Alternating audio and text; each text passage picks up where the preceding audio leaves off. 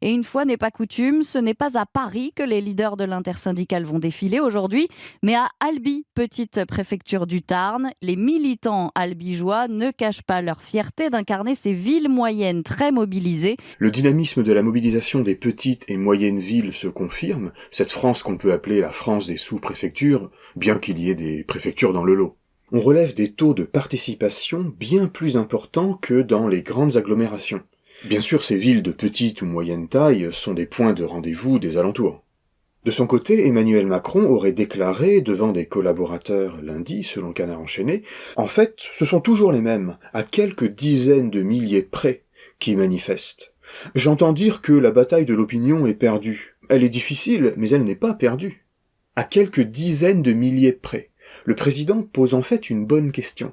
À quel point le mouvement social classique, partisan, syndical et associatif, parvient à attirer de nouveaux publics? Et là, la mobilisation de la France des sous-préfectures donne peut-être des raisons d'être optimiste. Allez, aujourd'hui je vous fais le Jean-Pierre Pernaut des mobilisations sociales.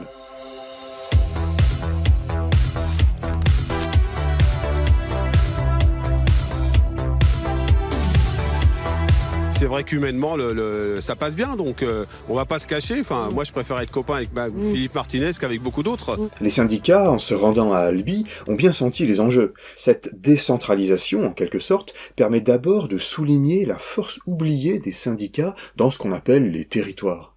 Ces manifestations envoient un double signal au gouvernement. Non seulement nous avons encore de solides ancrages locaux, mais nous avons aussi la capacité d'entraîner, dans tous les sens du terme, des primo-manifestants, des gens éloignés du syndicalisme ou du militantisme de gauche politique. Le gouvernement craint par-dessus tout cet effet tache d'huile. Pour le moment, le pouvoir, la majorité et leur relais médiatique semblent féliciter les gentils syndicats qui organisent la contestation dans le calme pour mieux les opposer à la très vilaine et violente France Insoumise. Mais n'ayez aucune illusion, dès le 7 mars, ils opposeront les gentils Français ordinaires aux méchants syndicats qui bloquent, avec des traits d'union. Alors pourquoi une telle mobilisation de la France des sous-préfectures? On n'a pas d'études sociologiques en bonne et due forme, mais on peut faire l'hypothèse assez simple d'une conjonction de facteurs.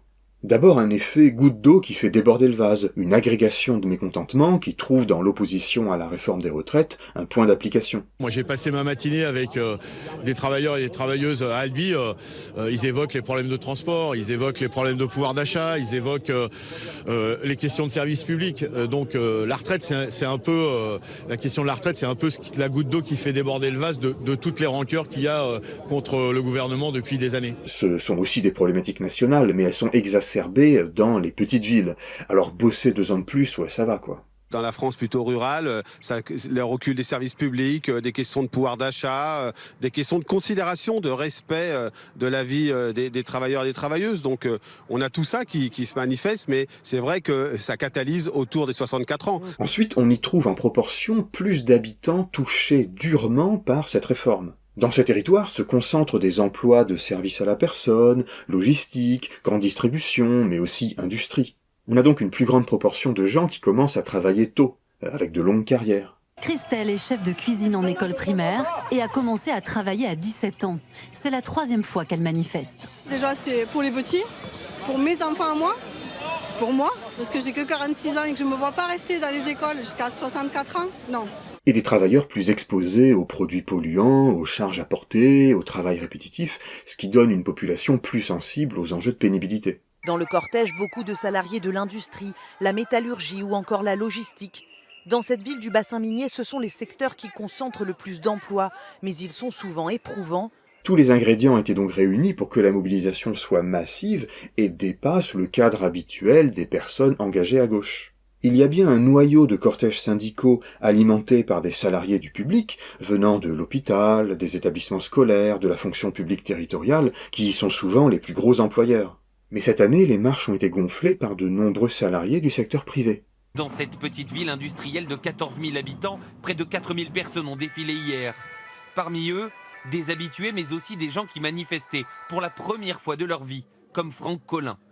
Il travaille dans le secteur de l'industrie et pour lui pas question de travailler 2 ans de plus. Et on se retrouve à se dire, bah non, il faut encore travailler 1 an, encore travailler 2 ans, toujours travailler plus. Alors on peut faire l'hypothèse que s'y ajoutent des publics un peu plus éloignés du mouvement social de gauche classique, des primo-manifestants, des gilets jaunes, etc. Il faut que ça bouge, on peut pas laisser comme ça, on va subir quoi encore ? On va subir quoi là on y va, la hausse du carburant, la hausse de l'alimentation et la retraite qui vient par-dessus. Ils font quoi les gens ? La différence avec le mouvement des Gilets jaunes, c'est là la puissance d'organisation syndicale. Les syndicats sont unis, ils ont un objectif clair, et leur légitimité n'est pas contestée. Alors que les Gilets jaunes leur étaient plutôt hostiles. La veille de cette manifestation, les équipes locales de la CGT étaient sur les ronds-points. De tout cœur avec vous, et demain à la manif. Mais bon, il est difficile de savoir quelle est la proportion exacte de ces novices de la contestation. Donc il est difficile de réfuter avec certitude l'interprétation de Macron qui dit que ce sont toujours les mêmes à quelques dizaines de milliers près. Tous les secteurs sont touchés, aussi bien de l'ouvrier au cadre même. On a même vu aussi dans la manifestation des personnes des bureaux qui d'habitude ne sont jamais dans les manifestations. Ce mouvement contre la réforme des retraites de 2023 a en tout cas la capacité de mobiliser sur des enjeux sociaux autour du travail et de la répartition des richesses.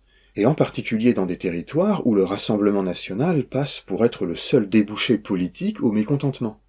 Une note de la Fondation Jean Jaurès en tire un certain optimisme. Il y a des coups à jouer pour la gauche, y compris politique, en faisant la démonstration de son efficacité à stopper la brutalisation néolibérale de la société, afin de regagner la confiance de personnes plutôt distantes et résignées. C'est ce que disent les 2 rédacteurs de la note, Thibault Launer, conseiller municipal LFI à Vierzon, et Axel Bruno, professeur d'histoire-géographie.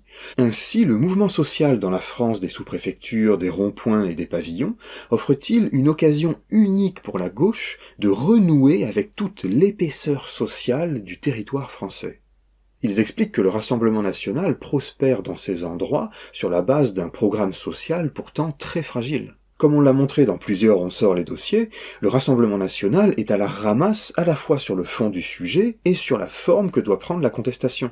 Sur la réforme des retraites, il ne fait littéralement rien, à part des procédures parlementaires complètement vaines. En ce moment, il n'existe que par le cynisme du gouvernement et de la majorité, par la complaisance médiatique et aussi par la balourdise de la communication de la France insoumise.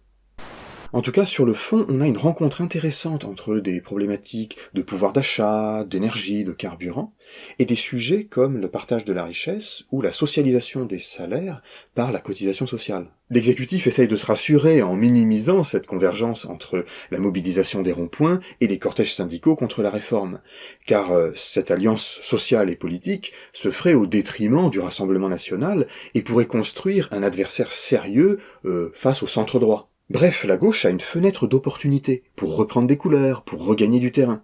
Peut-être moins par le haut, par des discours médiatiques ou par l'activité parlementaire, que par le bas, en combattant la résignation par les effets, disons, entraînants de la mobilisation collective et unitaire.